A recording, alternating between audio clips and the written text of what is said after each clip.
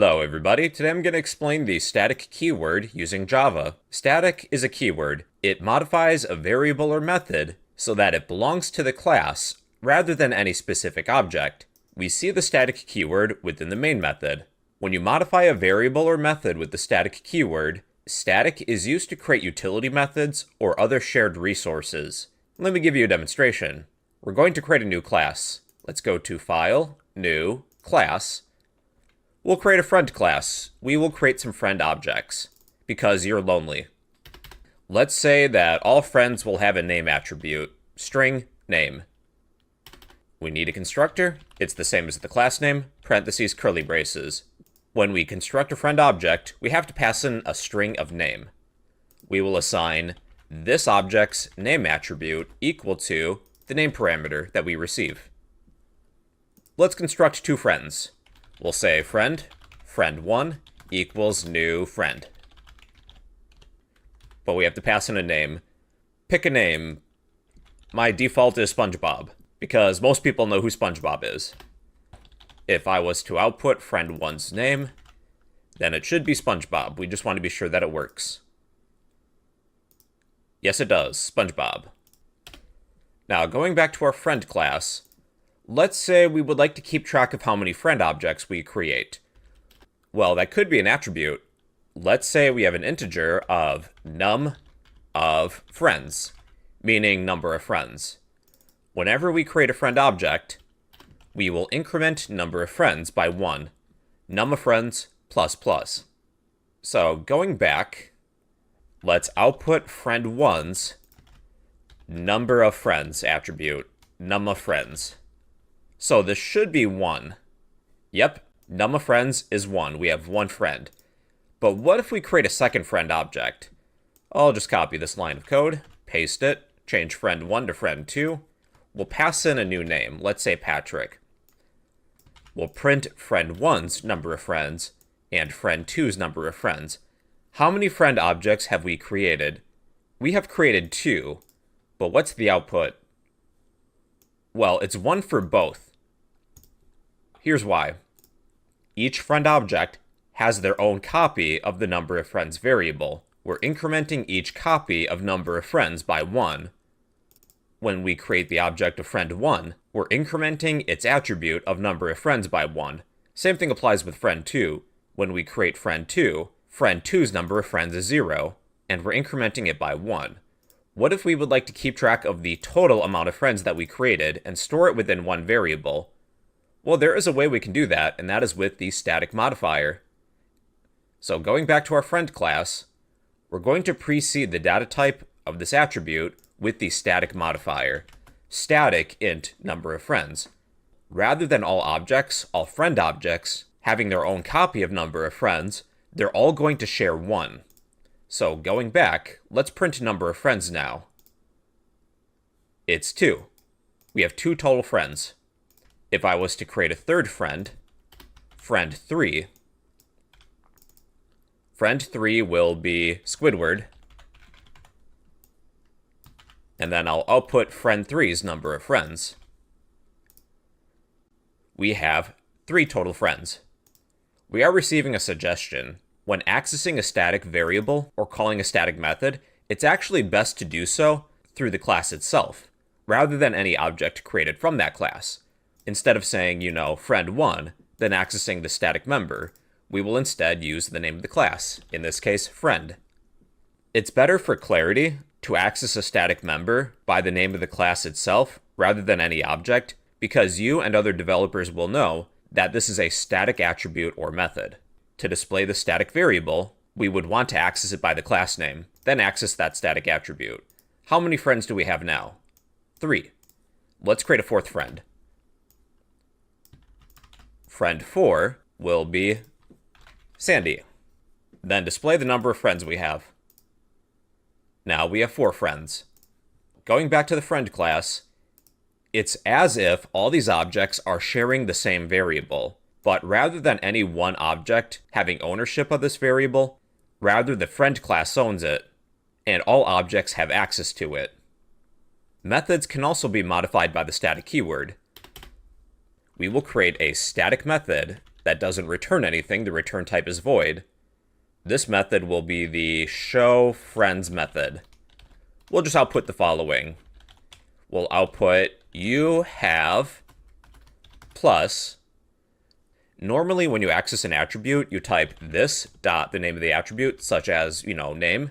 If you're working with a static attribute, you don't need this. For example, this dot number of friends, you don't need this. We even have a warning here that friends.this cannot be referenced from a static context. If you're working with a static attribute, you don't need this. This refers to the object you're currently working with, but since this attribute belongs to the class, we don't need this. You have your static attribute of number of friends, then the words total friends. To call a static method, type the name of the class, in this case friend, dot the name of the method, show friends. You have 4 total friends. Let's create another friend, friend 5. Friend 5 will be Gary. Friend.showFriends. You have 5 total friends. Another place in which you see static members is through the math class. For example, let's say you would like to round a number. You would type the name of the math class, math.round, and you can round a number. Round is a utility method. We access it through the class name of math. You don't need to go ahead and create a math object such as math1 equals new math, and then access it through this object. That would be silly. Round is a static method. It behaves as a utility method. We can access it through the class name, and we don't need to create any math objects, because that's stupid. And to prove this, let's go to the math class. I'm going to hover over math, jump to source. Here's the math class, and let's find the round method. I'm going to do a search for it. Here's the round method. So round is a method, and we have that static keyword.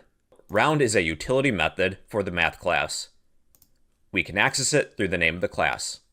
All right, everybody, so that is the static keyword. It modifies a variable or method so that it belongs to the class, rather than any specific object. It's commonly used for utility methods or shared resources among objects created from that class, such as the number of friends. All those friend objects share the same attribute, rather than each of them having their own copy. And well, everybody, that is the static keyword in Java. What is going on, people? Today we got a very important topic to discuss today, and that is inheritance. Inheritance is where one class inherits the attributes and methods from another class, much like how a child can inherit traits from a parent. Well, in programming, we could do something similar. One class, a child class, can inherit traits from a parent. Here's an example. We're going to create a few classes, but we'll start with a new class of animal. Let's go to new, class. I will create an animal class. What do animals have? Let's say that all animals are alive. They will start by being alive. Is alive. Let's create a constructor of animal. I will set is alive to be true when we construct a new animal object. But not only are all animals alive, all animals can eat. They will have an eat method. Void eat. We'll print something like the following. The animal is eating. Easting. Eating. That is good enough for this class. So what we're going to do is create 2 more classes. File, new, class. We will create a dog class and a cat class. Dogs and cats are types of animals. Our animal class will be the parent. The dog and cat class will be its children. In order for a class to inherit all the attributes and methods from another class, after the class name, you will use the extends keyword, then specify the parent class. Dog extends animal. Our dog class will inherit all these traits, these attributes and methods, from the animal class. The cat and dog class don't have anything within them. Let's see if they actually do have these attributes and methods, even though there's nothing within them. Let's create a dog object. Dog equals new dog, and a cat. Cat equals new cat. Let's print our dog's is alive variable. Is my dog alive? I sure hope so. Cat dot is alive. Look at that, they're both true. They should also be able to eat. Dog.eat method, cat.eat method. The animal is eating, the animal is eating. Even though these classes of dog and cat don't have anything within them, since they extend to the animal class, we're specifying that the animal class is the parent. The cat and dog classes are the children of the animal class. They inherit all these attributes and methods from its parent of animal, even though they don't have anything within them. This isn't as useful if you only have a few classes, such as 2, because, you could just copy and paste all this code within each, and then just change the constructor. But imagine if you had hundreds of classes, hundreds of children. You'd have to do that for hundreds of classes. But not only that, if you have to make any changes to say, this animal is eating, you'd have to make that change for hundreds of classes. And we are repeating ourselves a lot. It'd be a lot easier if we could just make that change in one place. If we have to change the to this, all of the children classes will inherit this updated method. We're following the dry principle. Don't repeat yourself. We're writing the code once and just reusing it. All the children classes will inherit this updated method. But not only that, each child class can have their own unique attributes and methods too. Let's say that all dogs will have 1 life. Int lives equals 1. They will also have their own unique speak method. Void speak. When our dog uses the speak method, let's output the following. Let's say the dog goes woof. Then within the cat class, cats will have 9 lives. And they can speak, but they will say something different when they speak. Let's output the cat goes meow. Going back, let's output our dog object's lives. How many lives does our dog have? Same thing applies with our cat. Cat.lives. Our dog has 1 life. Our cat has 9 lives. They also have their own unique speak methods. Dog.speak, cat.speak. The dog goes woof, the cat goes meow. There's also the concept of multi-level inheritance. We'll create a new class to serve as a sort of grandparent. A child class will inherit from a parent will inherit from a grandparent. So let's change this program around a little bit. We're going to create a new class. File, new, Java class. We will create a class of organism.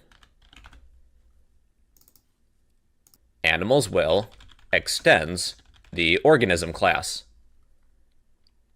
Let's cut our isAlive variable and the constructor. If you inherit from the animal class, you will get an eat method. If you inherit from the organism class, you are alive, and that's it. But we need to change the constructor. Animal inherits from organism, dog and cat inherit from the animal class. So from the perspective of our dog and cat class, the organism class is, you could say, a grandparent. Going back to our main Java file, let's take a look at our isAlive variables. Dog.isAlive. Same thing with our cat. Cat.isAlive. Yes, our dog is alive, and our cat is alive. Let's take this a step further. Let's create a class of plant. Plant is going to inherit from the organism class, because plants are a type of organism, but they're not related to animals. Let's create a new class of plant. Let's say that if you're a plant, you get a method to, well, plants don't eat, but they can photosynthesize. photosynthesize. I think I spelled that right. Probably not, but who cares? If you're a plant and you photosynthesize, then the plant absorbs sunlight. Hey, this is Bro from the future. I forgot to extend the organism class. So let's take care of that. Heading back to our main Java file, let's create a plant object. Plant equals new plant. Our plant object should have an isAlive attribute, isAlive, which it inherits from the organism class. That's true. And plants can photosynthesize. Plant.photosynthesize. The plant absorbs sunlight. It's kind of like we have a whole family tree. Dog and cat inherit from animal, animal inherits from organism, and plant inherits from organism. But animals and plants aren't related. They're siblings, but they're not the same. Going back to our main Java file, let's see if our dog has a photosynthesize method. Dog.photosynthesize.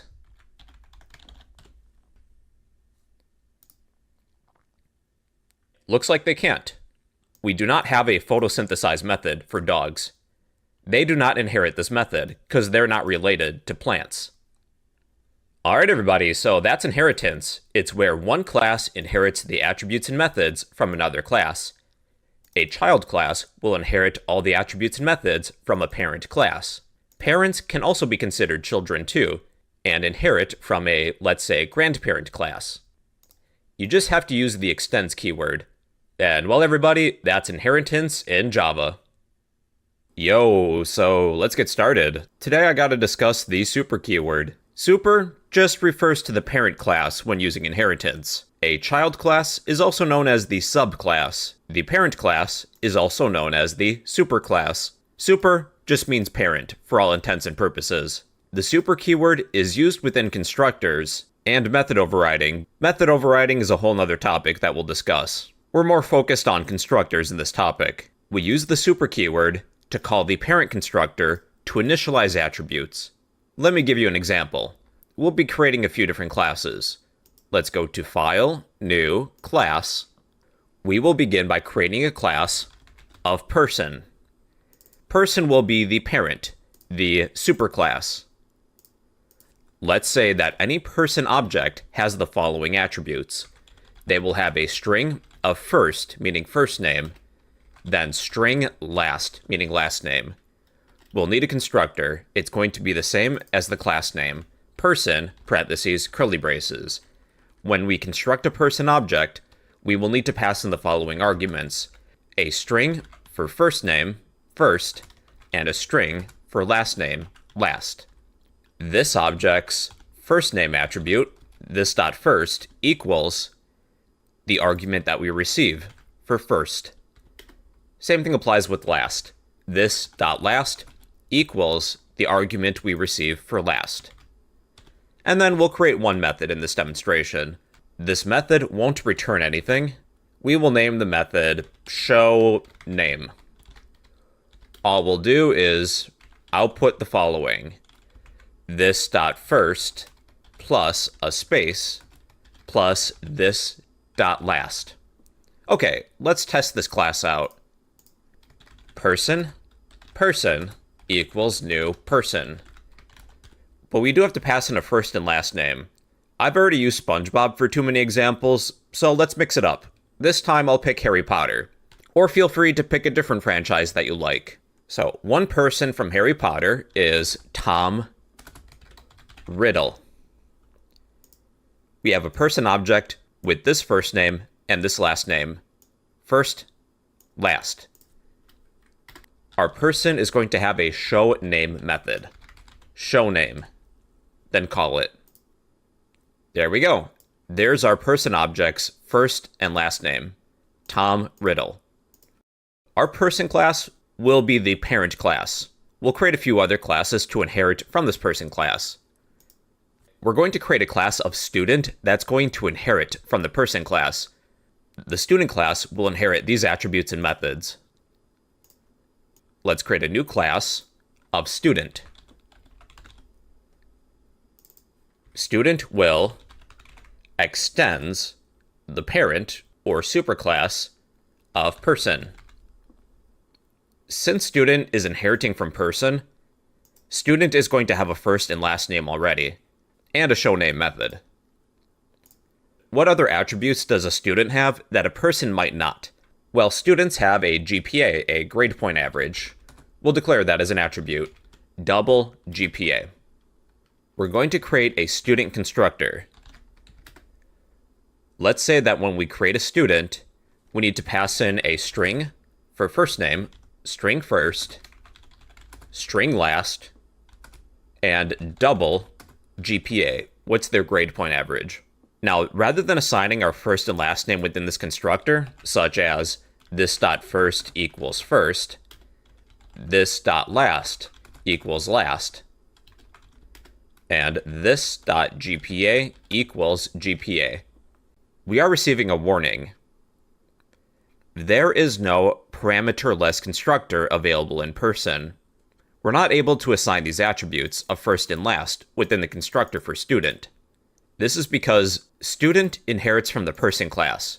Since the constructor of our parent requires a first and last name, we have to pass these arguments to its parent of person.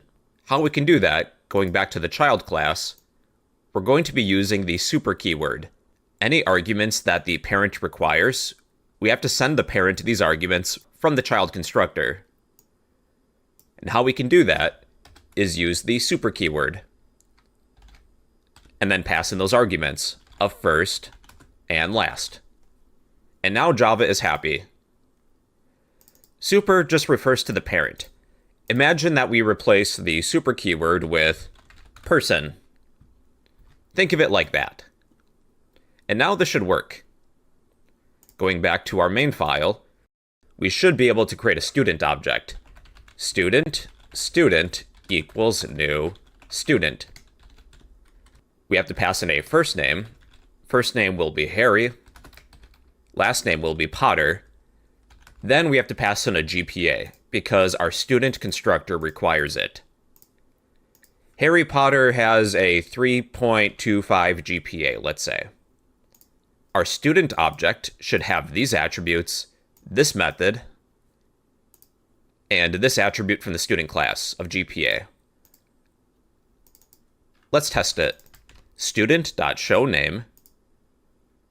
This student's name is Harry Potter, and they should have a GPA.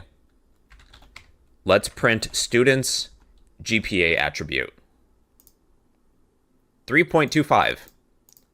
But not only that, let's create a method to display their GPA. Within the student class, we will create a method that doesn't return anything. It will be show GPA.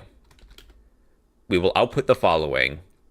Let's say this.first plus a string apostrophe s. So Harry's GPA is plus this.gpa. Let's take our student object, call the show GPA method that we have declared. Harry's GPA is 3.25. Let's create one more class. We will create an employee class. Class employee. Employee will inherit from the person class. Employee extends person. Since employees aren't studying, they're not students, they instead get a salary. We will create an integer attribute of salary. And then we need that constructor for our employee object. All employees will require the following arguments. A string for first name, string first, a string for last name, string last, and an integer for our employee's salary. I will attempt to assign these attributes for our employee. Again, it's not going to work, but let's try it. This.first equals first. This dot last equals last. This dot salary equals salary. Again, we're receiving that warning. There is no parameter list constructor available in person. Since employee extends person, and our person constructor requires a first name and a last name, we have to send our person constructor these arguments first and last. So again, going back to our employee class, we will call the constructor of our parent using the super keyword, and then passing in those arguments, first and last. Let's create a method within our employee class, void show salary. Let's output the following. We'll say this dot first, this person's first name, apostrophe s. We'll create the employee of Hagrid. Their salary is, pick unit of currency, I'll pick American dollars, plus this dot salary. Now we'll need to construct an employee object. Employee equals new employee. We have to pass in a first name, a last name, and a salary in order to construct an employee object. We're going to pick Hagrid. Hagrid's first name is actually Rubius. Last name, Hagrid. Hagrid's salary will be $50,000, let's say. All right, let's take our employee, call its show salary method. And there we go. Rubius, also known as Hagrid, Rubius' salary is $50,000. In conclusion, super refers to the parent class. Student and employee inherit from person. Since the constructor of the parent of person requires a first name and a last name, any children objects that we create, we have to call the constructor of the parent and pass in those arguments to satisfy Java. If the parent didn't require these arguments, then you wouldn't need to.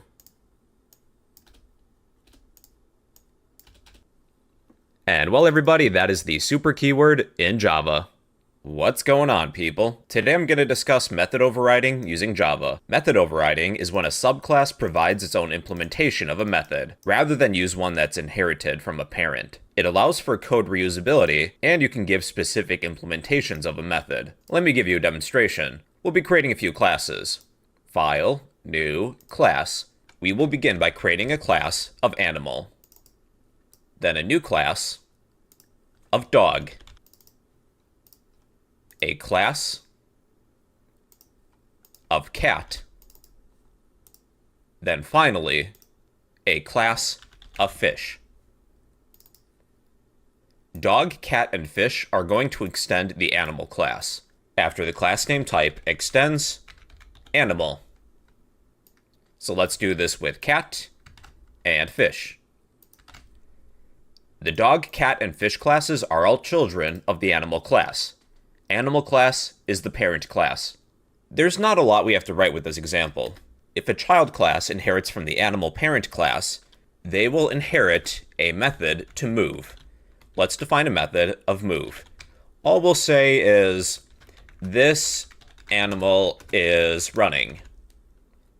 We can keep the dog, cat, and fish classes empty for now. So going back to our main Java file, let's construct a dog object. Dog equals new dog. A cat object. Cat equals new cat. And a fish. Fish equals new fish. All three of these animal objects, dog, cat, and fish, should have a move method. Let's take our dog, call its move method. Same thing with the cat and the fish. Cat.move method, fish.move method. Currently, when we run this program, we get the following output. Our dog is running, our cat is running, and our fish is running, but fish don't have legs though. They can only swim. The move method that the fish class inherits isn't appropriate for that class. This animal is swimming would be more appropriate. So why don't we do this? Within the fish class, why don't we do some method overriding? Specifically for the fish class, we will create a unique move method only for this class. We will define a new move method where we will say this animal is swimming. However, it is good practice to add this annotation of @override so that you and other developers know that this method is being overridden. Our fish class does inherit a move method from its parent of animal. If you have the same named method defined in a child class, you'll use that one first. It has precedence. Going back to our main Java file, let's call the move method for our fish. Our dog is running, our cat is running, but our fish is swimming. Within the fish class, we have overridden the move method. We have given a specific implementation for this method just for this one class. The cat and dog classes will use what's inherited from their parent. Not only is it good practice to add this annotation of @override, but let's say that you misspell this overwritten method. Rather than move, let's say moves, even though it should be move. We're receiving a warning that this method does not override the method from its superclass, its parent. If you didn't have this annotation, you may not notice that you misspelt this method and you're not actually overriding it. Adding the @override annotation provides a system of checks and balances when overriding method. This error will go away once we actually are overriding a method. Alright everybody, so that is method overriding. It's when a subclass provides its own implementation of a method, rather than use one that's already defined. It allows for code reusability, and you can give specific implementations of a method. We'll be seeing method overriding again with the tostring method coming up in a future topic. And well everybody, that is method overriding in Java. Hello everybody, today I gotta explain the tostring method using Java. The tostring method is inherited from the object class. Whenever you create an object, behind the scenes, the object class is a superclass. The tostring method is used to return a string representation of an object if you were to output it directly using system.out.println. The default behavior of the tostring method is that it returns a hash code as a unique identifier for that object, but it can be overridden to provide meaningful details, which is why we've learned about method overriding in the last video. In this demonstration, let's create a new class. File, New, Class. We will create a car class. Let's say that all cars should have the following attributes: a string of make, who manufactures the car; a string of model, what's the model of the car; int, year for the year; and string color for the color. We'll need a constructor, and then we'll assign these attributes. We have a string of make, a string of model, an int of year, and a string of color. Then we'll assign these attributes.